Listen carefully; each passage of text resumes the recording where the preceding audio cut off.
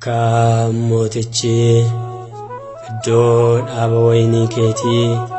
naaf kenni jedhee yeroo gaafatetti Naabuteen garuu deebisee dhaala abbaa kootii siif kennuu Waaqayyo naa oolchuu ittiin jedhe. Mootota isa duraa boqonnaa 21 lakkoofsa 3.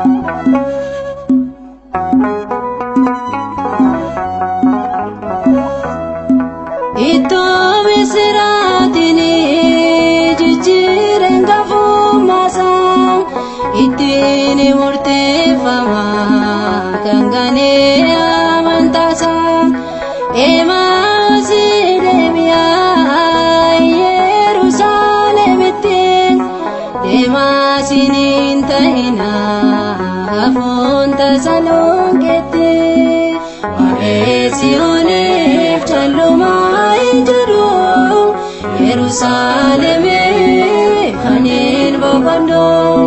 nafaan mana kee nagume keessa koo gooftaan afeegi dangaanti koo alaabaa koo siif lachuu akaayyo nama raaroo dhiigaanaaf kennameera kan nanabsiisu hin jiru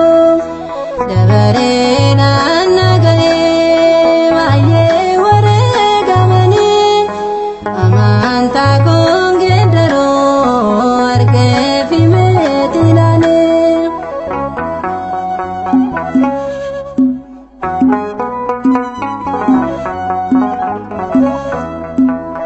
Tewaayiidoo singanoo sindaagadhu yoomiyyuu amantaa baafana koo fadaan galaamayyuu ayyoon sirraanfadhee Yerusaalem haala koo arraabni koo laagogoo nadagaatu mirgi koo waa'ee Siyooniif callumaa hin jedhu Yerusaalemii anin boqonnoo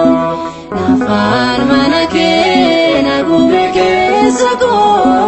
gooftaan afeegi dangaanti koo alaabaa koo siif lachuu akaayyo nama raaroo dhiigaanaaf kennameera kan nanabsiisu hin jiru